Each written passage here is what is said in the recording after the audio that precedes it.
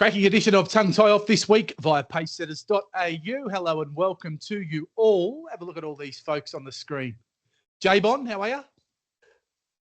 I'm good, as you well know. Yeah. The Brownlow man. We'll talk about that soon, but as we just mentioned off air in a little pre-pod chat, I didn't just say it this year, it is my favourite night of the year, and there was a point with about, 45 minutes ago. It still would have been my favourite night, but I would have needed to go for a long, long walk. The cavoodle, Nico here, Bubba as we call him, the dog, would have been in a bit of trouble, as Craig Knott says. Didn't want to line up and kick the dog. So, but things turned out in the end, and it still would have been okay. But it did come down. The full collect came down. We'll talk about it later. To the very last round 24, 3 votes. Port Adelaide. Wines, but we'll talk about that soon. Codes. Beautiful, and 3 votes to S. Salter, Pogga Salter. Steve Salter joins us as well tonight. Special guest on the show. G'day, Steve. Thanks, Codes. It's a pleasure to be here. Actually, I've been watching from afar. You blokes are killing it, so well done on the podcast. It's good to have something like this up and running. Are you the same? You're the same team. I should know this. Are you Essendon, Pop? No, Carlton. God no. Carlton. Richmond. Yeah. Richmond. Yeah. I think I block it out. I think I block it out when people tell me they're back for Richmond. What a good memory. Yes. No, it was long suffering until they had a few glory years, so it was good to see that out. But we're back to where I'm used to before pre-17. We're back on the bottom. So. I tell you what I hate though, Bog. You're not one of those that are complaining now, are you? Because when teams have that sort of run, and then a few years later things aren't going well, and the supporters are going, sack the coach. This is ridiculous. Yep. It's all buggered. You're like, how about just a touch of gratitude for the fact that you had that run? Surely. Yeah. Unless you're Hawthorn and you're about to go on a run again after you just had one a few years ago. It's 2016, and I've been going to the footy with one of my mates for 30 odd years, and we almost pulled the pin. And we have one of those automatic membership rollovers. Yeah. And we didn't cancel it. And then what he actually did was upgraded our membership in 2017 to a guaranteed grand final ticket. And I went, "What are you doing? You're bloody wasting our cash." And lo and behold, we make the grand final. We've got a guaranteed grand final ticket. How good's that? Yep. It was meant to be. I didn't know you were like me, Pog. I used to get Blake Redden to do all my administrative work. I didn't know you had a man doing it. You had a man doing admin work for you. That's great. Yeah. Fancy being me now, though, an Essendon supporter. I know how you felt, Pog, for those tough years, but there'd be Essendon supporters now of legal drinking and driving age who have never tasted success in their life. It's extraordinary how the wheel turns. But, Jace, you're right. I tell you, there can't be Richmond fans, can there, really going around complaining? Surely. Well, they're almost, if I'm going to take it to the nth extent, there almost can't be Essendon fans of your vintage. Not saying you're a octogenarian, Coach, but there almost can't be Essendon fans that are your age or older. 20 years is a pretty long spell for any side, despite whatever's happened previously. I'm saying if you're 40, 45, 50, though, and you got the level of success, like 80, what was it, 84, 85? Yep, 93, 2000, should have been 99 and 01 as well. But you're right. I mean, I had a great childhood growing up barracking for the Dons. Loved it.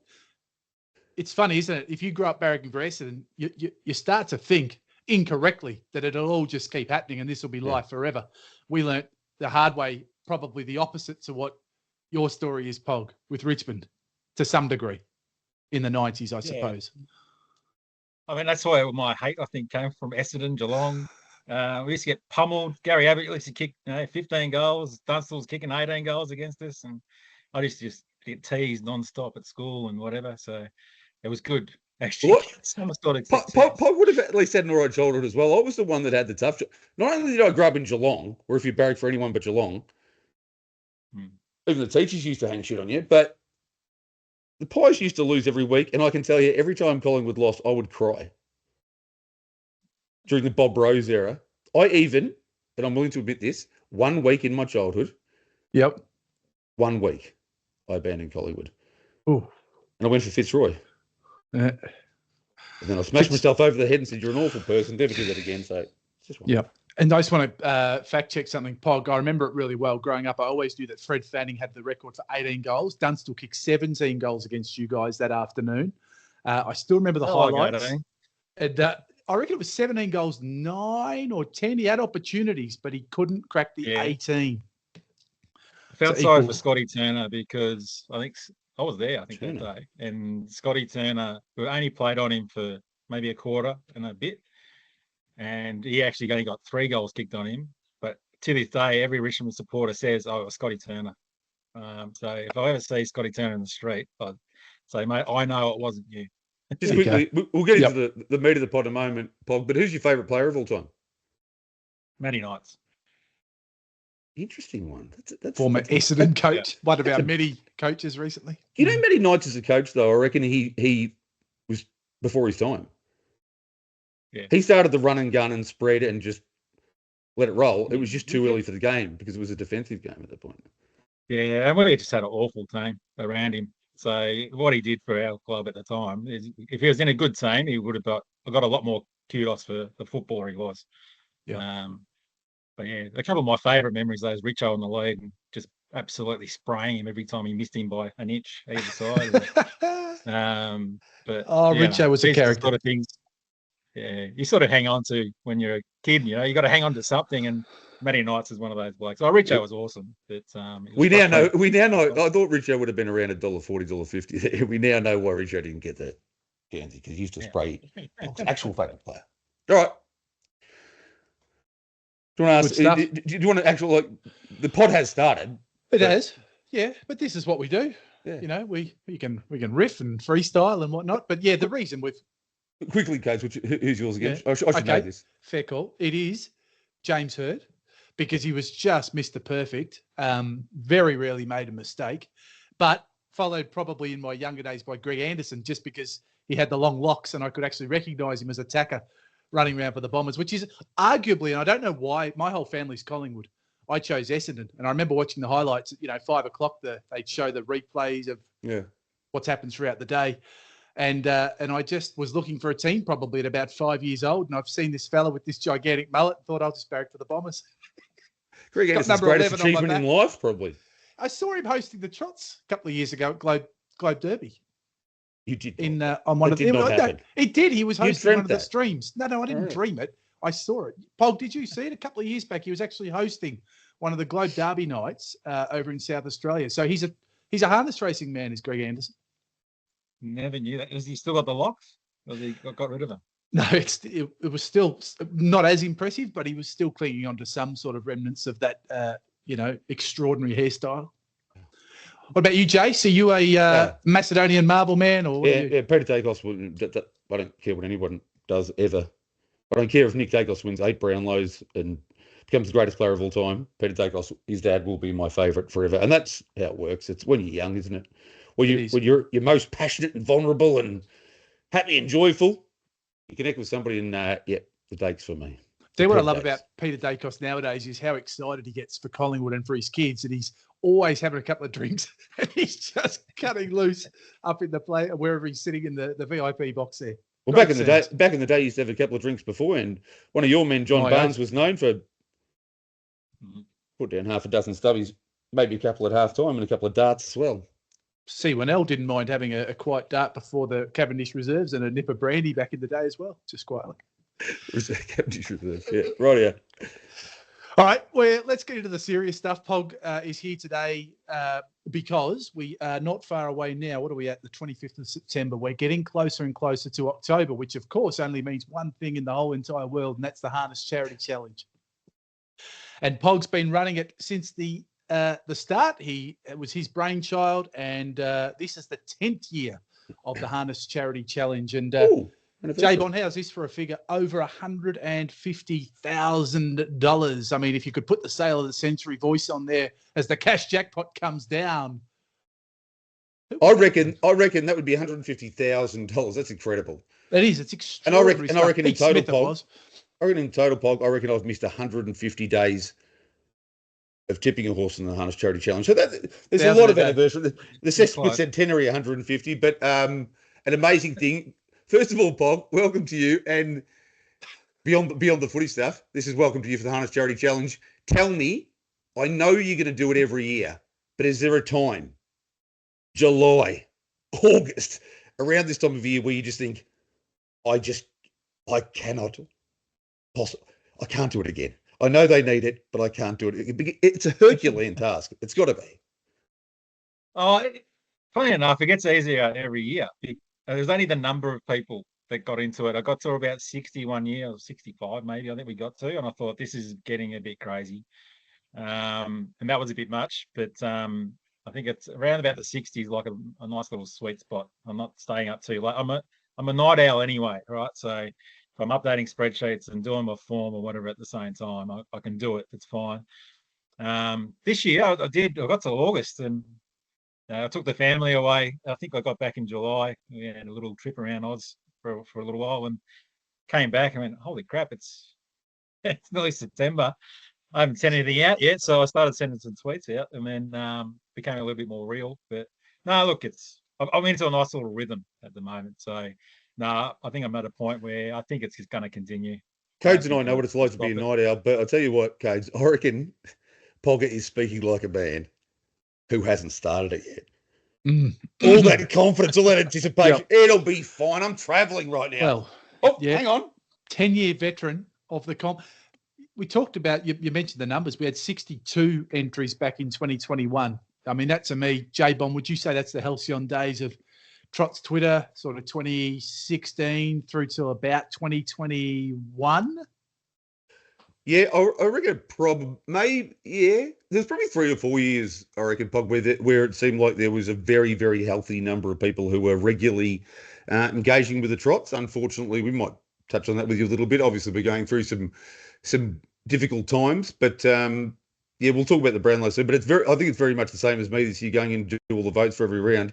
I think it's going to be possible, and then you get halfway through and you think that this is an enormous task. But you must get so much satisfaction from it, Pog, that that is what wills you to the challenge the next time. And really, I think you're at a point now where you couldn't stop.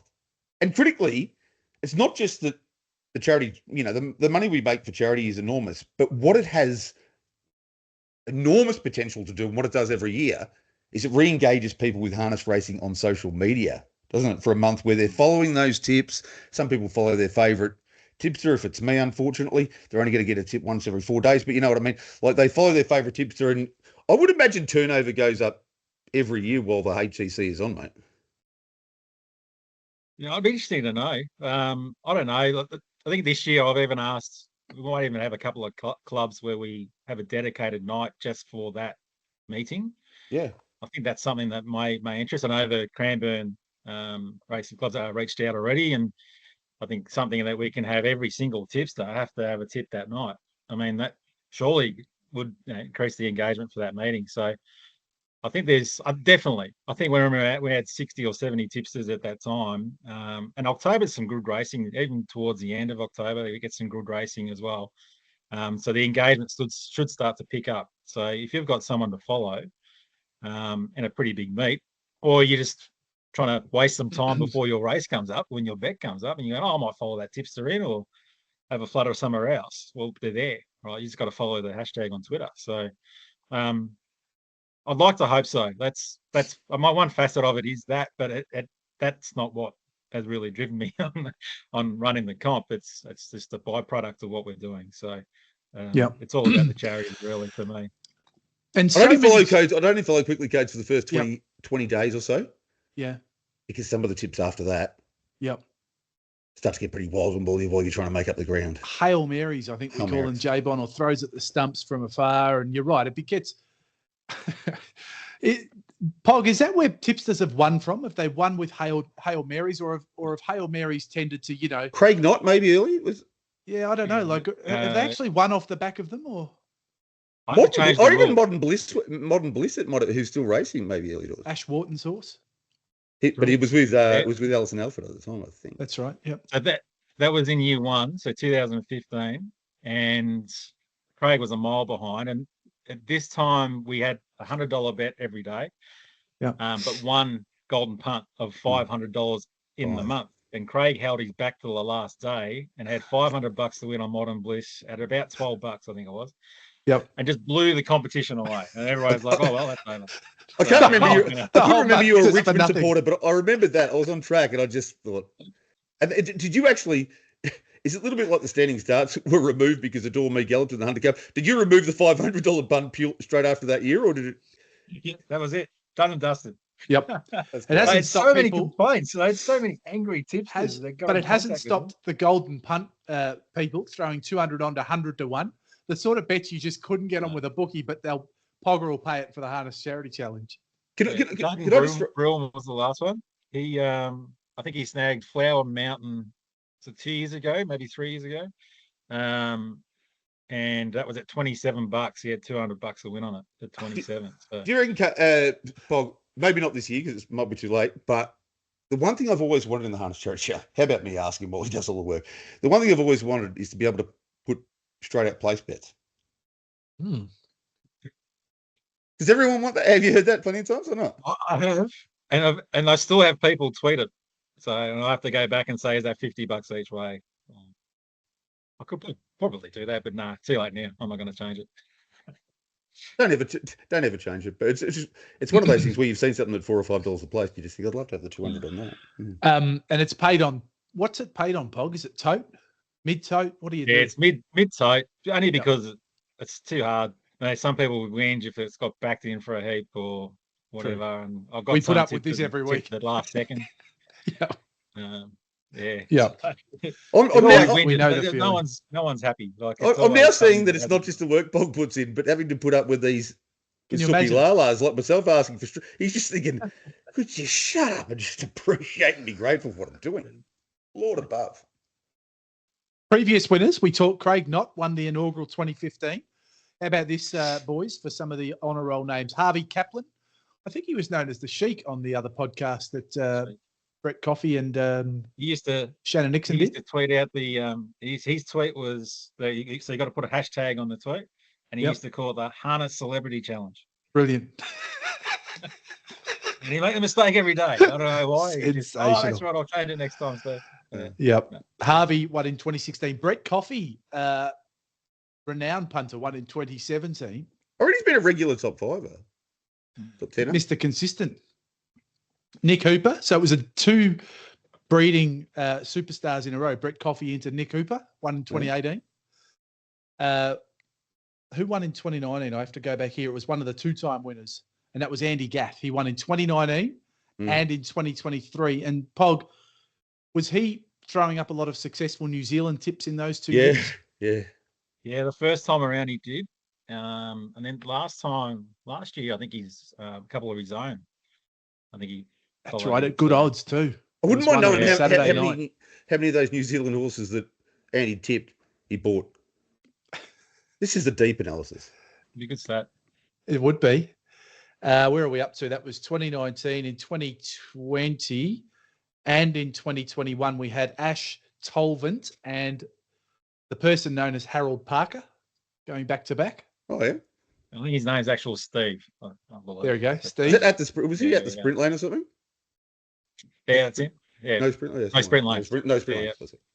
Yeah, very good Tassie punters, those two. Yeah. Brilliant. And then you got Jaden Bruin in 2022.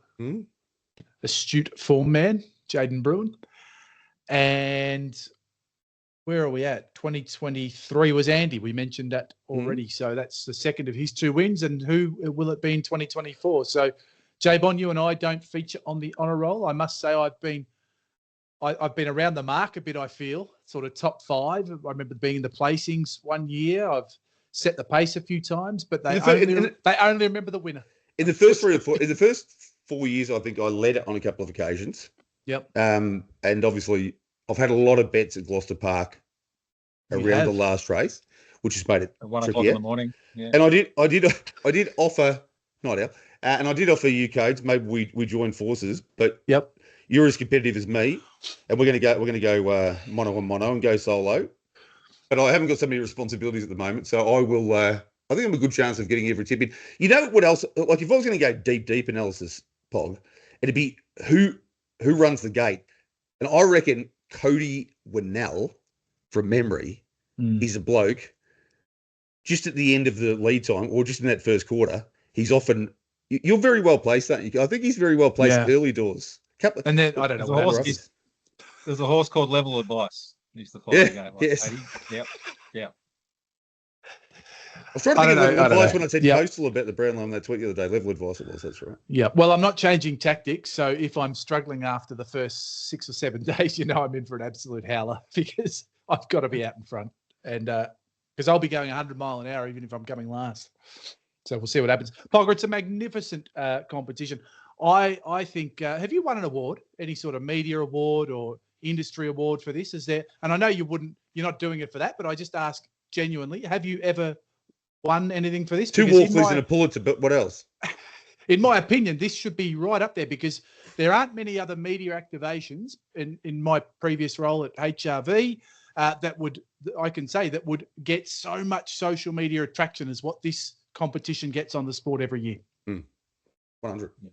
I haven't, and as you say, guys, I'm not doing it for that. I think there's a couple of stories that came through SEN Track when we, I think we co-hosted a show with them, and I think Marcus, his surname escapes me for the second, but told a story about his son.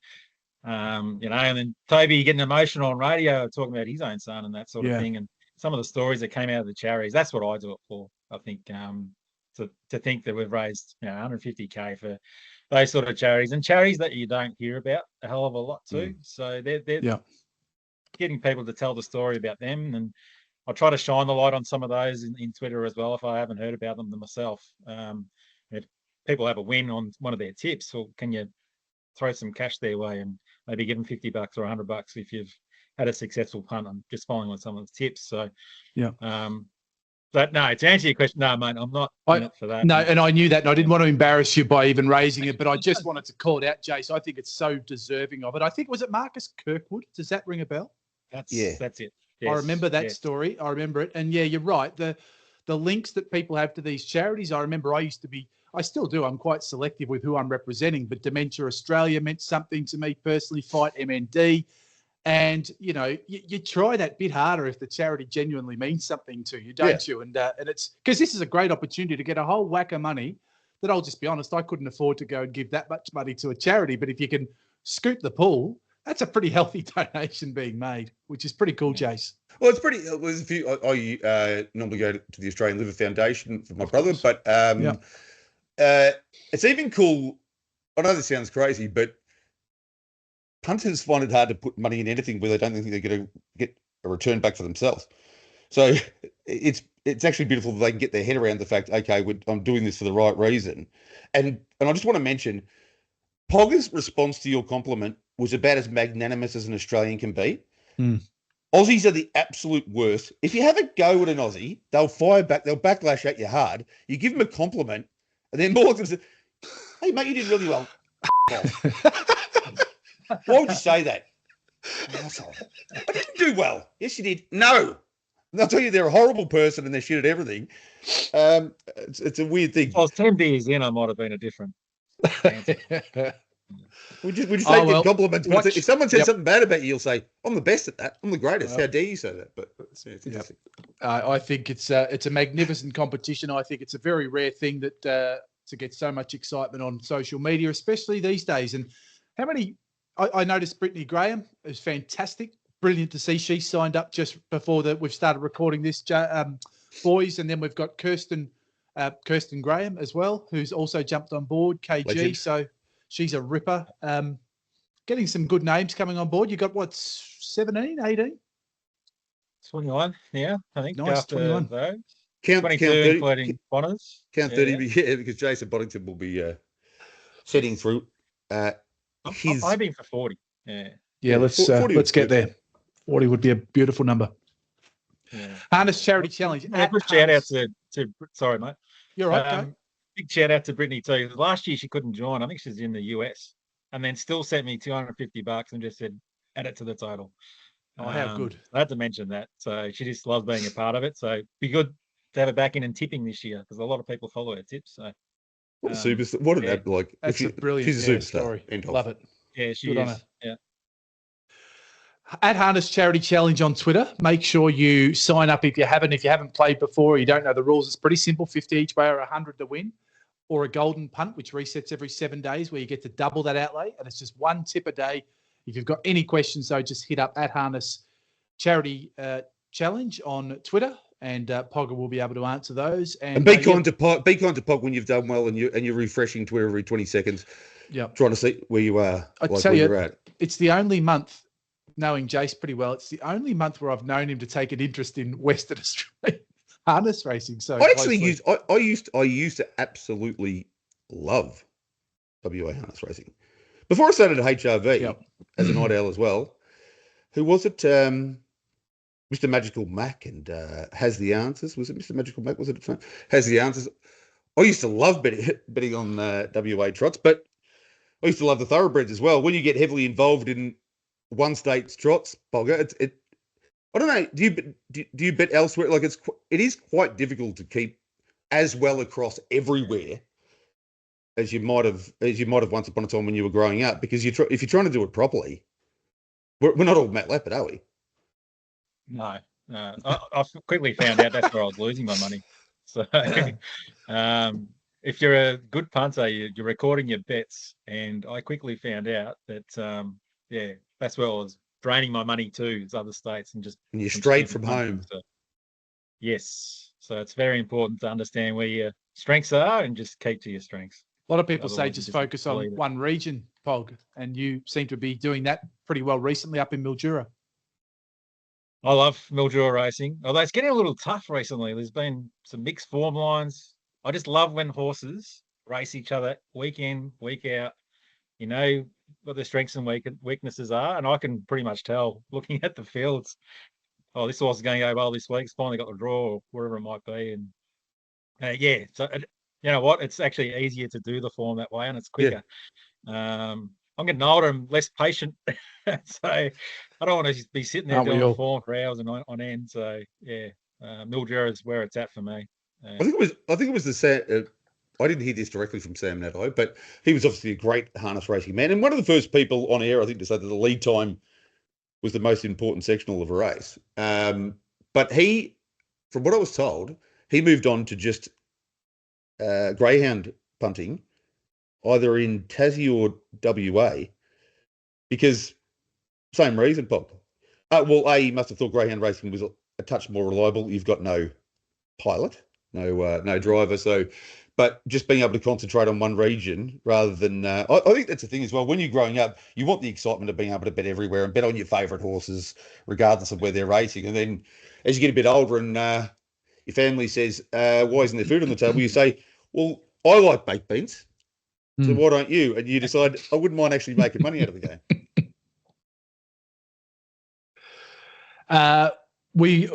We've got, I wanted to ask you about Mildura this week, Pog. Is there a chance you've had a look on Friday? I know that was on the sheet here to see if you've got a tip for us for Mildura's Friday meeting. We'll have a look at the Kilmore meeting shortly too for the Cup. But is there something we should be following at the Mildura daytime 10-race session on Friday?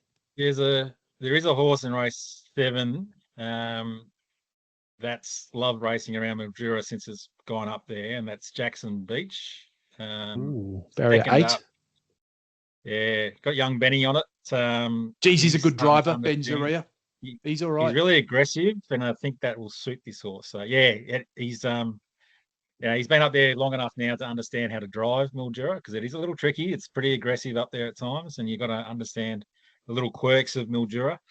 But I think he'll suit Jackson Beach. So second up, that should improve a heap. And there's a good roughie, I reckon, in the last. I think it's about $20. Oh, hello on the HRV odds. Oh, hang on. But it is one of those horses that $4.50. miss. So it's race 10, number 1, unethical. Race 10, number 1, unethical. Shane Osborne. You wouldn't believe that Cook probably ever win. But so Benjury is Tony X's son, yeah, Bob? Yes, yeah. Unbelievable to think he'd be an aggressive driver. I used to love Tony, and he's especially on a trotter, on a stand start, and he'd ping him away and just keep him running at the same pace. He was so aggressive, Tony. Yeah. He was one of the first 5 or 10 interviews I did for the harness racer, the now defunct. That I went out to the place, and he was still he kept on driving. How many falls he must have had? Oh, every time there's a serious fall. He was swinging a leg. He actually walked like a pacer, and even then, he was swinging the leg. But he had great, not just trotters. He was he almost king of the claims at one point, wasn't he, Pog? He had so many good claimers. Yeah, he was. Yeah, he did. Go Moosh, one of his. When they were, the talk of the Moosh. town, the claimers. Yeah, he had a heap. Yeah. Loved the claimers. I wish there were more claimers. Producer Tross was a king of the claimers there for a while, and Country Cup's little horse. That was a terrific horse from the claimers days. Who else have we got there? Jace, the Off the claimers. old. Yeah, off the old. There were. If you'd asked me literally a few years ago, I think I'd still be able to name them. But Carlsruhe, did he go around in the claimers at the end? Carlsruhe, bloody hope not. But that was the thing, Paul. Back in the day, very, very good horses. You could put a good price on them. He'd stay in the claimers for a long time. Johnny Calder had a few. Bombshell, I think, was one. Used to the stand start claimers, and that used to ping to the front. Yeah. Newsbreaker. I don't know if they're bringing them back, but I don't know whether the horse population is good enough to do it these days. But I think great, the old claimers. I reckon with all this, my opinion is a lot of people hate the rating system. I believe it's like democracy is the best form of government. It doesn't work, but it's the best form of government. There is no rating system that's going to work like the way you want it to. But that's why I don't understand why we don't have more claimers, because you just remove the rating system, don't you? You can put them in for whatever you want. It helps you. You might put it in for less than you want to, because you want to get the collect. You draw well because it's done on the price you put on the horse's head. So I don't understand why they couldn't work, but it's one of those things that there's now been, when there's a gap in something, it's sort of hard to bring it back, because you almost have to re-educate the younger owners and trainers, I suppose, on when to go, why to go. Back in the day, owners knew exactly when they wanted to go in those races, because they said, well, this is what it's worth, and I want to get the collector, then you can have it. And there were the series where you might get 2 wins. Anyway. I mean, now that option is maybe, you're selling them to overseas. That's right, and that's the worst thing, isn't it, Bob? Yeah, isn't the horse isn't the USA where they run claimers they run meetings full of claimers in the US? So, well, yeah, it's a totally different sort of mindset, isn't it? But it works. It's a beautiful thing. If you would roughly know with the horses that you own. Of course, you would. Well, what you think they're worth. Yeah, and look, I actually hate to say it, but the majority that I've had, we've sold to the US, especially with the horses I've had with Mick Stanley. Mick's pretty shrewd with that sort of stuff, and he knows, hey, Steve, we've hit our limit here. We've got an offer that is going to be above what we think we'd get for a horse here. It's time to sell.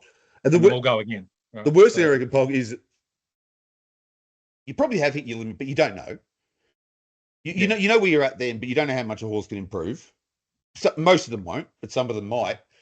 And you're getting good money from the US, but you want to see the horse run around as well. And even with the claiming system, you might not get as much, but you might be tempted thinking, for the good of harness racing in Australia, if I can offload it and keep it in the country, I'm willing to take a touch less than I might get from the US. Or I know that's being very benevolent, but it's kind of like for the good of the game. And you're somebody that is very passionate about holistically how well harness racing is going, that you might say, look, I might get 5,000 or 10,000 less than I might get in America, but to keep it racing here, I'd be happy to do that. Yeah, well, you can almost buy it back too, right? So if they keep racing it in the claimers.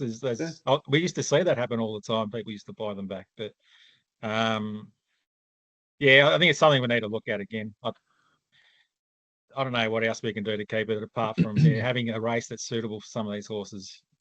Because some of the ratings, you get to a level at metro level, and then you sort of we want to go back.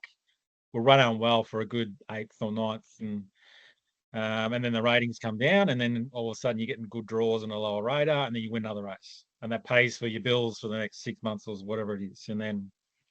But it's hard. That's hard going, and it's if you've got owners in this horse that want to see it run every week in, week out, that becomes tough, and that's when a good relationship with your trainer becomes vitally important.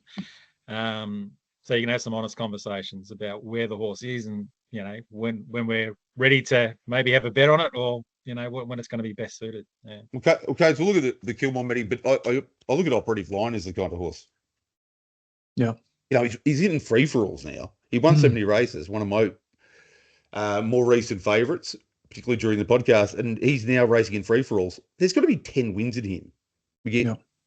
But will he get them now? Because he's having to race such stiff company. He's not in the Kilmore Pacing Cup, but there are some nice horses there. Horses like him and Jillaby Jack Sparrow have got good tactical gate speed. They're clearly good enough to win some nice races. But you're right, you do find yourself in that purgatory, don't you, where what do you do for a while? And I'm sure they're trying to work out ways around that to still give those horses an opportunity to earn. Maybe it's the $10,000 race below the fast class. How much Jillaby Jack Sparrow has won since he was in all those races for 35 large or something? I think so, yeah. He was going around, but he had the claiming tag on his head. I reckon he would have won more than that, but anyway. Yep.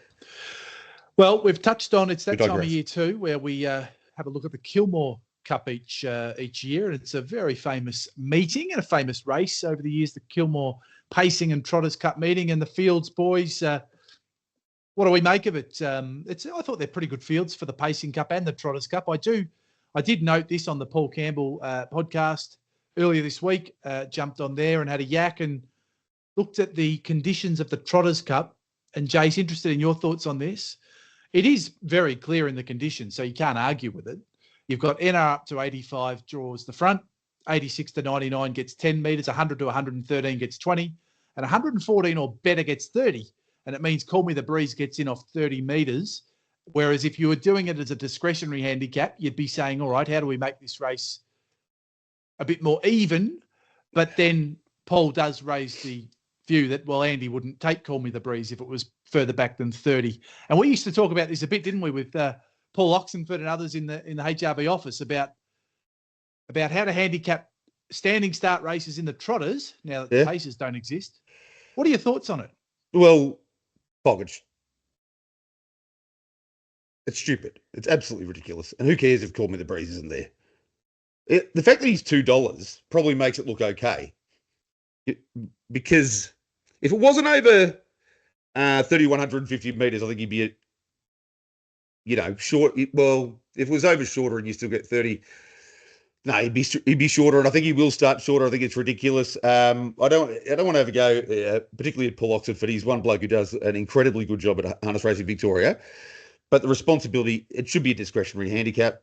I reckon Pog, no doubt about it. And who cares if you lose a couple of those horses? You want to make it the most competitive race.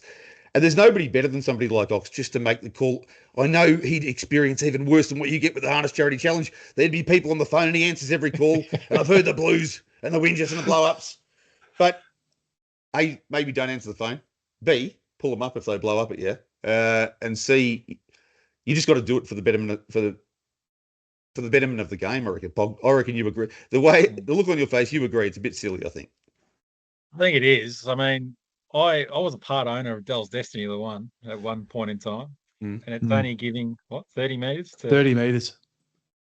I mean, he might get lapped, but I don't know. I'm not having a crack at Dell's Destiny, but yeah, I mean, it needs to be looked at because really off 30 metres, if he's not galloping away, it's going to be extremely hard to beat. I mean, I remember the days of True Roman coming off, 80, 90 metres. He might have come off 100 one time. Winningest horse at Moonee Valley. Night Pistol used to do similar. Used to have the huge back marks, especially 100 metres at Globe Derby. Globe Derby, exactly. I remember, Pog, I don't know if you ever got asked this, but Jace, remember we used to have Noddy and a few others just scribble it down on a piece of paper just so we get some opinions on. And this was just a conversation thing. It was nothing. It was just an exercise we did for a bit of fun and to have a look, and we'd send it round and get everyone's thoughts. And it would be so interesting looking at, all right, well, I'm going to give that one 50 for these reasons. I'll say 30 because I'm a bit more, everyone had slightly different views, but it was, using that discretion. And I just think it does give you a better, more competitive race. And that's this is the key. And I don't want to be seen to be having a go at HRV, but this is why you need more people there who know something about racing, because if Paul Oxenford, it's probably unfair to leave it all on his shoulders, isn't it? But if he's got 2 or 3 people to confer with, then you come up with a median and aggregate, don't you, Pog, where you say, I'll tell you what, when the people blow up, you say, well, I'll tell you what, 3 or 4 people looked at this who have got a very good idea about the game, and we've given you 70. I mean, you go to Dell's Destiny, but even here, Call Me the Breeze should probably... One Overall's not in amazing form, and he's off the same mark as Call Me the Breeze. That's just as bad, isn't it? Yeah, I think so. I mean, you're sort of almost fingers crossed that he misses the kick, because if he gets away with them, he's going to be extremely hard to beat. He's drifted in early markets, $1.85 out to $2. The money's come for Kiyang Chucky. Chucky, yeah, but again off the same mark. So yeah, side by side, I'd have a money on Call Me the Breeze. Me too. Yep. Quickly looking at both races too. The other factor that we discuss regularly and I have over many years is that 3,150 metres, 2,690 Pog. If I'm having a bet in these races, I'm going with the ones that I know are going to stay the trip. So, and there's very, very few, and there's very limited evidence. I mean, Grimson's got two there, District Attorney and Major Moth. They're both going to be heavily in the market. I think District Attorney's favourite. They're just used to racing over short and maybe middle trip. Yeah. If they win, Pog. But I might be going like a Tango Tara, the place, maybe even Perfect Stride, because you know they're going to get the trip. And harness racing is a bit different. Harness racing is a bit different these days, isn't it, Pog? Where you're like, you want to know that because they're not what they used to be, where they'll go just as well over a mole as they will over a middle trip, as they will over a long trip. I do that at Mildura. I mean, yeah, cool. That's a big difference. But 1790 metres between 2,100 metres. Some horses don't get 1 metre past that 1790, like they're on their last legs. It's extremely important to understand and if they're going to have to do some work in that longer distance, and then all of a sudden people go, "Oh, it's dropping out. Oh, geez, that was a disappointing run." Well, probably just didn't get the distance, right? So, I love these longer distance races, especially at the top level. It gives drivers an opportunity to really use their tactics and understand when the right time is to move. Hopefully there's some moves. Some of those shorter races, quite often they're not, and it becomes a bit of a less of a spectacle. Hopefully it sees some aggression and we can see an exciting race. Well, which one is it? I think it might be District Attorney, who is a brother to Cruz Bromack, who was an amazing miler. I think he said, am I right? Is this the right one? 3 goes over a long trip, and I think it hasn't finished closer than 9th. And it's a favourite. I don't know the stats, but could be. I think it's like 9th, 11th, 11th over a long trip. I'm just thinking, even if it led and handed up and got a butte trip here, I'm just thinking 2,690 metres. When you're used to racing over the short trips and that, generally speaking, if it's truly, that's the other critical key though, isn't it, Pog? How many of these long races are actually, I think this one might be okay, but how many of them are actually run like marathon races these days? That'll be the key for it, because I think it won the Trua at Bankstown where it handed up. I can't remember who he beat, but that's obviously a lesser race these days. But that was like the Sharky days. Yes, correct. It'll be a little different. But again, like if it leads and then picks or whoever it's going to hand up to, if it hands up, I don't know. Maybe there's not as many moves, and that might suit it if they're just, if there's not too many attacks. So it's really going to be early, I think. You'd love to see them try and pick the vulnerability, though, wouldn't you? Like a wildfire go around. Yeah. I think try and put it to bed and then cross over, and I think Better Eclipse in that vein is got to be. I mean, this is a New Zealand. It's won over 3,200 metres in New Zealand. It's won the Kilmore Cup last year. I always think it's the one to beat. I think the and you hear this quite a bit from trainers when they make the trip to a New Zealand and or overseas and have that experience, they do tend to be a different horse and a stronger horse going forward. I mean, Mick Stanley, your man, Pog, I believe he made the point, that exact point. He's a big believer in that. And if Better Eclipse won it last year, if it's improved, just barrier 7 makes it a bit tricky with I don't know where it maps, but that's the one I'd probably want to be on at first glance. Well, probably Rock and Roll 2 is probably an example. The other way, it goes one of 2 ways, I reckon. Pog doesn't. I mean, most of the time it matures them, and it's the risk of it goes the other way sometimes. But didn't he win the big race up in Sydney after he came back, or was that before? I thought it was after. I know. Well, I know before he went, Yeah. I think we were all talking. Leap to Fame wasn't around, and Lochinvar was there, but we were all talking about him being pretty much the benchmark at that time. But Mick would have known the risk, and everyone knows the risk. You do it, and you would have done it with plenty of your horses. And it doesn't have to be New Zealand, but even a trip up to Queensland or whatever it might be. But it's risk reward. It's like the punt. You go up there and you hope it matures them, and it usually does. But it goes one of two ways, I reckon, normally, Bob. Yeah, and it gives the owners a good holiday. If you go for a trip, bring those trips on all the time. Where did you go in July, by the way, Bob? Where was the holiday for?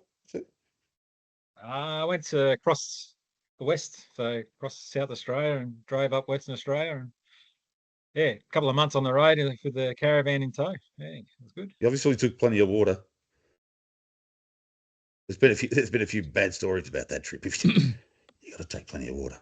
No, it was actually brilliant. Western Australia, I could live in Western Australia quite easily. It's a beautiful spot. The beaches over there are the best in Australia, I reckon. Underrated, the Western Australian beaches. Brooms it, amazing. Just the water is warmer than anywhere else. So it's brilliant. Yeah. And sharks. Before we wrap it up, we did want to touch on something non-harness racing, Jason, one of your great loves, the Brownlow night. And you've had a pretty good Brownlow night, Joe Bourne. I did. As mentioned, it's my favourite night of the year, and I mentioned a little bit earlier, it seems ridiculous, but I worked out a per hour. I won't talk about the money that was won, but it was about 30 hours of going through. I have refined since I was about, I don't know, 6, 7, 8 years of age. Get the papers, steal them from Dad, and look up the stats.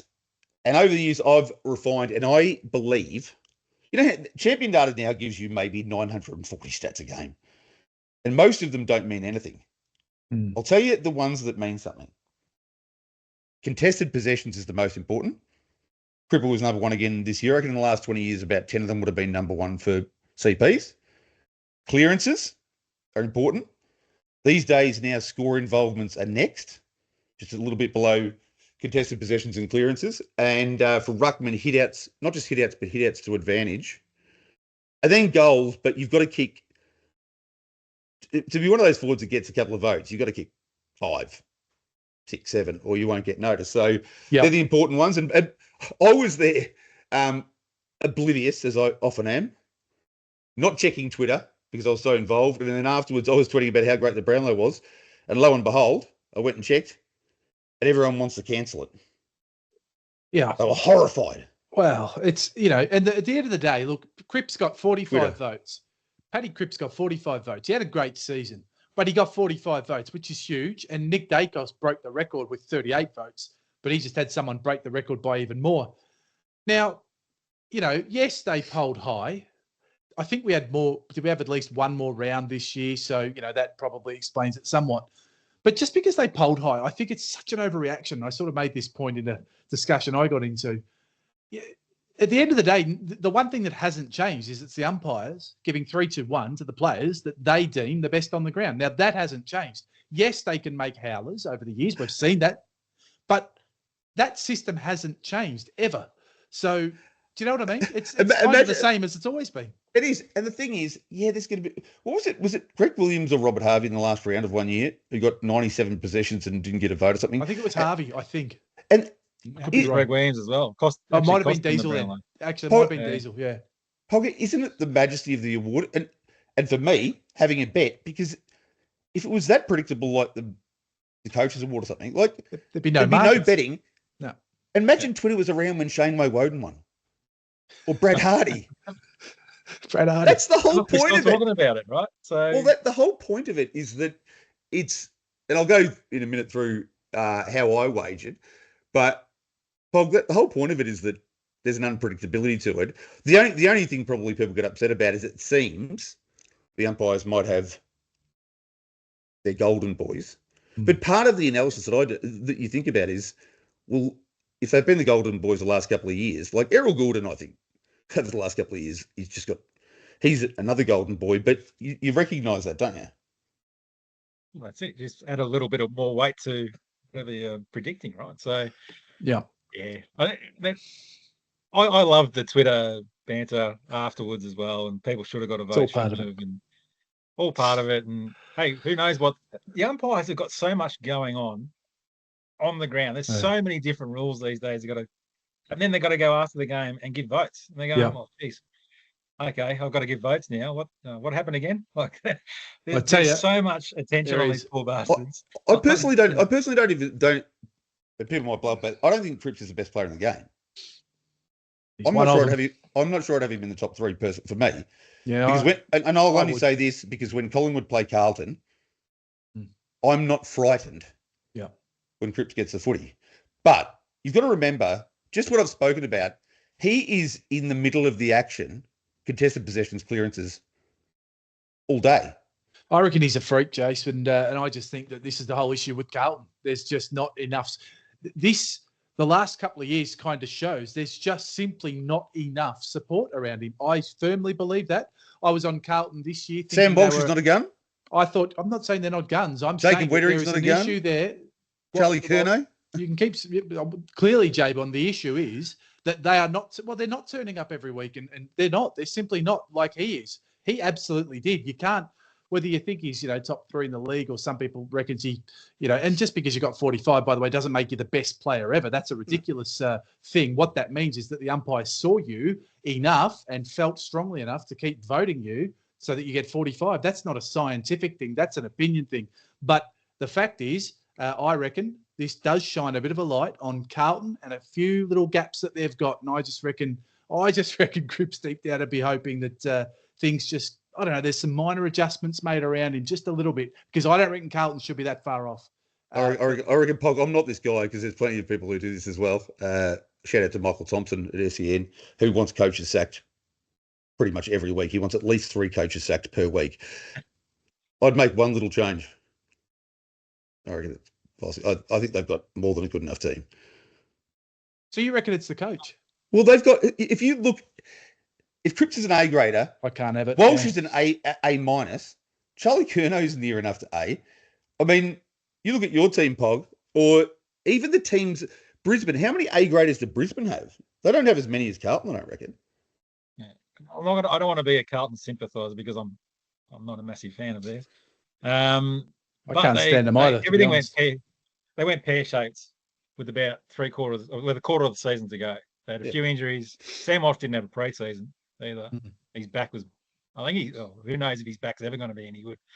So if they're healthy, it's so important to be healthy at the right time. And I just don't think they were. I'll say this. It's a great point, Pog, too. And maybe I was being a little cruel on Carlton because what I'm about to say is that I remember looking when Swannies were top of the ladder and a couple of games clear midway through the season. I actually said they're probably a lay and they've still made the grand final. I still tipping Brisbane going in, but Carlton had about 19 players on an injury list to that point, right, which is massive. And Collingwood was in a similar position to that point in the season. Swannies had 4 from what I could see. Yeah. And, you're right. In modern day professional footy with the competition as even as it is, you do need a bit of luck to win a premiership. And Carlton and Collingwood and a few others simply did not get that luck this year. You've pumped up Pogga's point, and we all love Pogga. But my point about Carlton... I disagree with you, though, Jace. Those players didn't always turn up. Well, give me 3 players for Brisbane that are A graders that always turn up. Lachie Neale's one. He turns up every week. Yes, he's an A grader. Yeah, who else? You wouldn't be able to name another one, I don't think. Well, then you've got McCluggages and... Huh? Ashcroft will be. Yeah. He Cam Brain has got the potential, but he doesn't turn up all the time. You got McCluggages and Dunkleys and people like this, and Calamarchi turned up last week, and Charlie Cameron occasionally does. So I don't. When you compare Carlton to Brisbane, who've made 2 consecutive grand finals, that's just my point.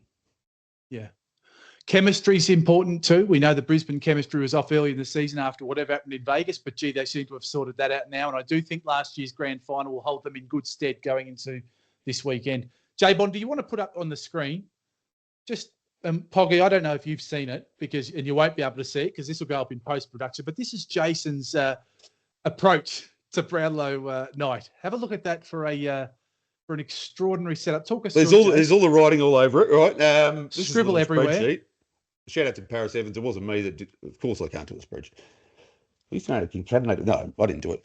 It's even got green colours on it and such. But basically, so this is the way I punted. People always talk about, oh, who's going to win? No. Market's too hard there. Trifectas like you try. I think that's very difficult. So I went to the little niche ones, like trios and head-to-heads.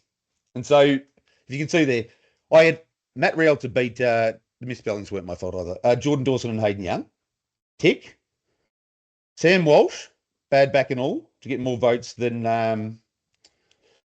it looks like Max Holmes and Dane Zorko. Killed that. Well, won that by 4. Ollie Wines just got up in the last round. Beat Rankin and Liberatore.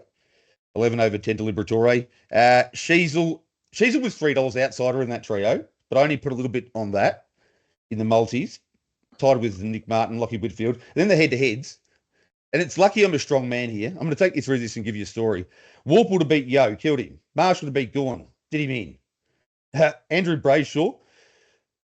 Dawson for Adelaide voted more than I thought, but Brayshaw got the job done in the last couple of rounds. Sarong beat Merritt and Green beat Goulden. Now, I played it like quaddies. You know my staggered quaddies?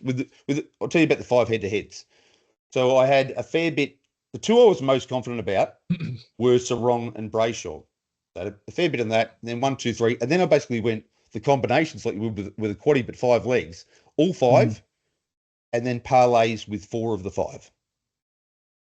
And ultimately, I won't say exactly what I want, but it was low 5 figures. It's Bond's shout. Low 5 figures. I'll work out what to do with it, Codes. Don't worry about that myself. And others will take it from me as well. But if they all got up those head-to-heads, and if I'd put the amount of money that I put on all the staggers just on the head-to-head Pog, I'd be able to put a hefty deposit on a house. But I have no qualms about that. But I don't know what your attitude is. You know, if I back a horse run a place and it wins, I don't get upset. When I stagger my quaddies, if the top combination wins, I don't get upset, because this is the decision making of the punt. This is the most crucial part of punting, isn't it? It's the risk reward. What do you want to risk? Because that's feast or famine. If I'd gone the other way and one of those miss, I get so much right and I end up with no dollars. So you've got to be comfortable with your decisions. And when you've punted for a number of years like we have, Bob, you've just got to learn to get what you get and not get upset.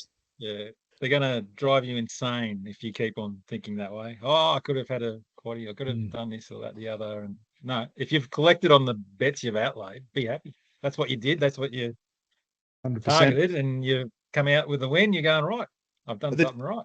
The other thing is, basically what I did is try and find in those head-to-heads and whatnot, Codes. Yeah. The widest margins are the safest plays. So a lot of it was what I would do with harness racing, the way you bet. But the one thing I wasn't trying to do is find overs, like you would. I'm just going, give me a wide margin, give me a price. Yep. And I also hate multis. I would never play multis on the races, but I played multis here because that was a sensible. So Jace, you can play those markets into those markets for a multi. There are some Brownlow markets you can't pair up. Who did you bet with? The Green Machine. And funny you should mention that as well, because you can't have the trios into the head-to-heads, and you can't have the head-to-heads into over-under votes. And again, if I'd been able to have all those combinations together, there'd be a few houses. Yeah, the amount of times I've gone to put my multis on in these, getting all excited, and then realised none of the markets work together, and I've wasted all my time. It's incredible. That's confirmation of what we were saying, I reckon, Pog. That either the umps didn't get it that wrong, or I'm the only idiot in Australia who's as bad as the umpires. That's why it's like when you do what you do in punting, though, Pog. You try and find clear-cut things sometimes. So, I mean, I know you like to play for value, but also if you've got something clear-cut, you can say, well, if he has to do a little bit more work than I wanted him to, if he gets caught in the breeze instead of leading, if they go harder, whatever, that at a certain price you're still comfortable enough because you've factored in the margin for error. Yeah, that's right. And, well, you say trying to predict what the umpire's trying to do. Well, try to predict what some of the drivers trying to do. in our sport. It's impossible. I think I'd prefer to be in the hands of the umpire sometimes. Yeah, sometimes I've seen some drives, I tell you, especially at Mildura. You sort of scratch your head, but hey, I could never do what they do. So hats off to them. You've never tried, Pog. Well, just make sure next year, Jace, make sure you're sending us all. Pog would be better than a lot of them. Send your Brownlow guide around next year, Jace, once you've got your bets on, and we can all follow you in. Will do. Race 7, number 8 for Pogga, Mildura, Jackson Beach, and race 10, number 1, Unethical on Friday. Before we wrap it up, gents, tip on the grand final, AFL. Margin, Norm Smith medal winner. What are we going? Pog? I'll go. Look, I'm in the Sydney camp. Sydney and Eric Goulden, because just what Bonner said, it might just piss him off. I'm going to go with my heart. I want Brisbane to win. Yeah. There's a lot of Collingwood last year about Brisbane.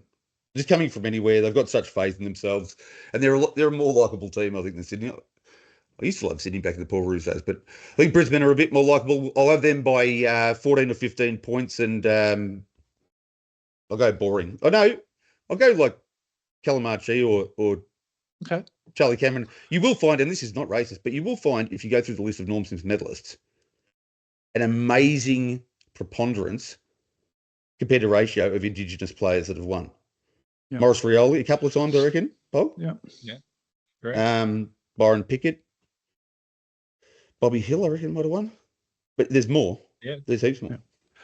I'll go, I hope for a close game, but don't think it will be. I'll go Brisbane by 7 goals. I think they'll blow them off the park, and I'll go Dane Zorko. As much as I don't really like the bloke, I think he'll absolutely stand up and win the medal. They're a likeable team. He's an unlikable bloke, Dane Zorko. He is. He has got what we call Pog a punchable head, don't you reckon? He's very unlikable, but I tell you what, I've just got a feeling about Zorks winning at about $11, and he's been pretty good. I'm glad he got less votes than Sam Walsh anyway. 100%. Gents, it's been a pleasure. Good luck with the Harness Charity Challenge to you both, and to Pog, especially you, for running the event. And we'll be tracking it the whole way through and pumping it up on Pace Setters AU. I'll send through my my cash order memento, por favor. Are we doing votes and black bookers this week, Codes, or are we done? Not for this week. We'll be resuming the medal for the Scotched egg or the Fabergé egg or whatever we're calling it next week. Beautiful. And until then, and it'll be interesting to see who's on top of the leader. But I'd say I must tally them. I'd have Jimmy Herbertson on top. I reckon he'd be on top. Yeah. Been fun, Pog. Thanks for coming on. Much appreciated. Good stuff, boys. Au revoir, lads.